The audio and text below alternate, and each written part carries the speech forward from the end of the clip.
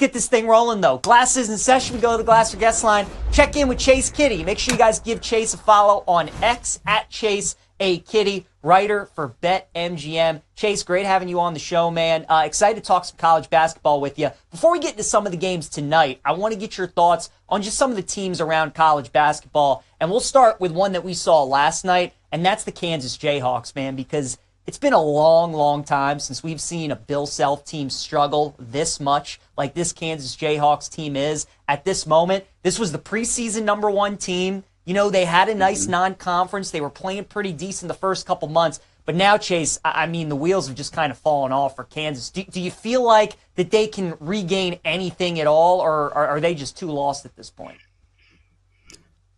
I think it's about expectation setting. So if you're Kansas, right, this is one of the blue bloods of the sport. If you're Kansas, the expectation is, hey, we compete here for national championships. We won one a couple years ago. We win them all the time. We want to win another one. If that's the goal, yeah, I don't see them in that class this year. And it is, as you alluded to, it's uncommon for them to sort of fall this far back to the pack. I was looking at our futures at MGM today. 50-1, I think, was the price that I saw after last night. I think they're currently being projected as a 5 seed. That would be the worst seed for Kansas in an NCAA tournament since 2000. So This is pretty bad by Kansas standards. There's a couple ways I think you could attack this. Number one is, okay, if you're taking the championship futures off the table, what might be more interesting, more attainable? Maybe Kansas is still, you think, a good bet for maybe like a Sweet 16 future, or to go on a run maybe game by game. You could attack it that way without necessarily having exposure in the championship market. I think the downside to that is, to be a bit more realist about it, Kansas generally goes on nice runs when they're a 1 seed. So I went back and dug up what happens under Bill Self when they're not a 1 seed. They have been a 2 seed or worse 10 times since he became the head coach at Kansas.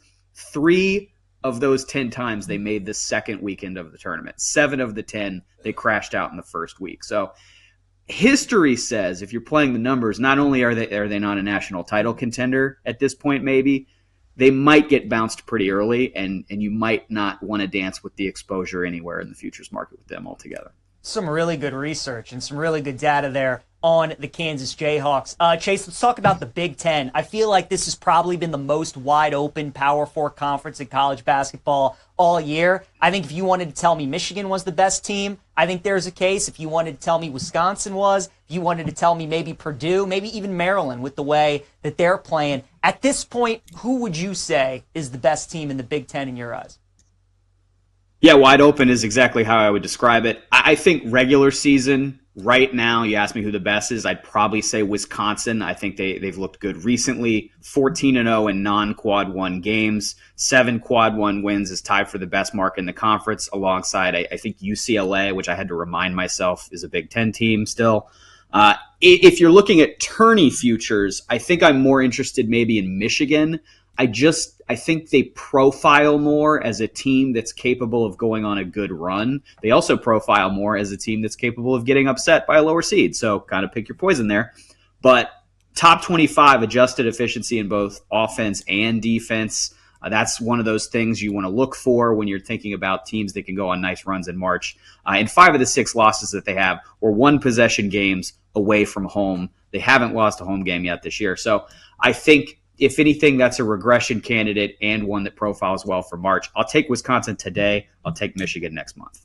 All right, let's talk about the undisputed number 1 team in the country at this point. That's the Auburn Tigers, winning on Saturday against Alabama in the battle of number 1 versus number 2. I mean, Chase, they are number 1 in the country. A lot of people feel like they are the team to beat right now in college basketball. There are others that like Duke. People are starting to come around to Houston. Who do you think right now is the team to beat in college basketball? Is it Auburn for you?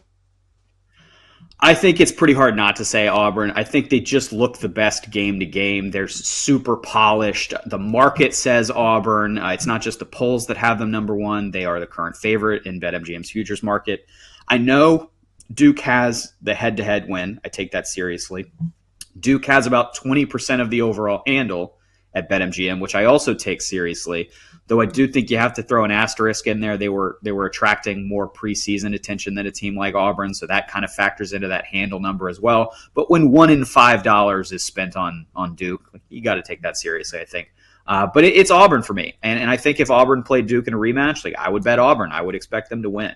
So it doesn't feel like one of those years where, like Louisville 2013 comes to mind, where like there is a clear best team. I am definitely taking that team to win the national championship. I don't even need to see what the bracket looks like. I don't think they're quite in that class, but they are the number one team for me. And if you made me pick a team, I'm probably picking Auburn. Well, what would you do with their game tonight against Arkansas, right? Certainly is an interesting spot coming off that big win against Alabama. Maybe there's a little bit of a letdown tonight against Arkansas. They're favored by a whole bunch of points, 16.5, high total, 152. Did you do anything in that game tonight? I haven't, but you laid it out exactly how I would play it if I was going to play it. Do you have a market-corrected letdown after a big win over your arch rival Alabama in a game that everybody was talking about because it was this legendary, big, regular season event with the added context of the rivalry?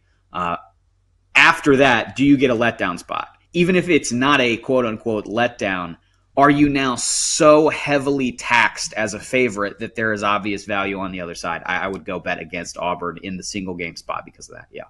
What about the game of the night, Chase, in Columbia tonight between Alabama and Missouri? Mizzou's a 1-point favorite, another high total because it's an Alabama game, 171.5. Should be a really good game tonight. Any side or total play that you like in this one? I think it is super appropriately priced, and so I don't see a lot of value in going on either side. The total's exactly where I would make it. The spread is the spread money line exactly where I would make it.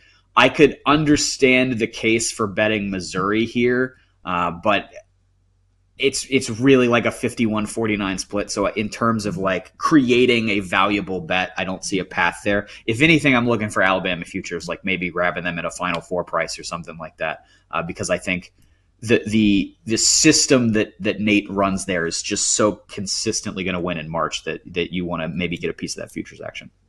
Chase, what are some games that you like tonight on the college slate, if any bets that you have? Yeah, I like North Dakota State plus 6.5. They're playing South Dakota State, so a little bit of a rivalry game.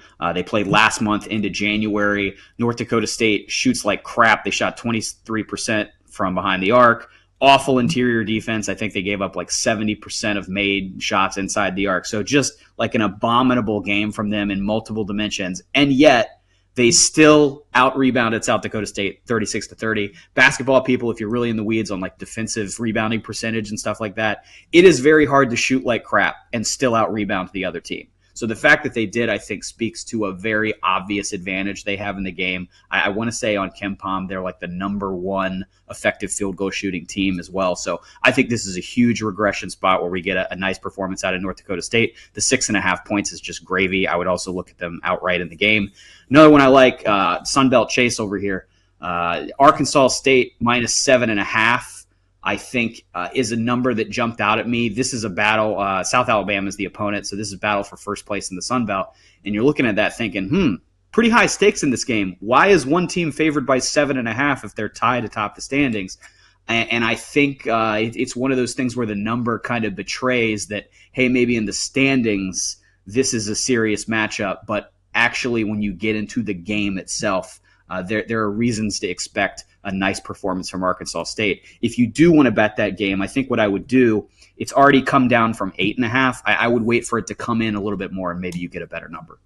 I like it, Chase. Yeah, college basketball casuals should learn the name Brian Hodgson, the head coach of Arkansas State. He did just sign an extension, but really good coach there for the Red Wolves. Chase Kiddy joining us here on Send It In. Make sure you guys give Chase a follow on X at ChaseAKitty, writer for BetMGM. Looking forward to having him on a bunch here over the next couple months, leaning in to March Madness. Chase, great having you on, sir. Good luck to you tonight. Thanks, Peach. You got it, pal.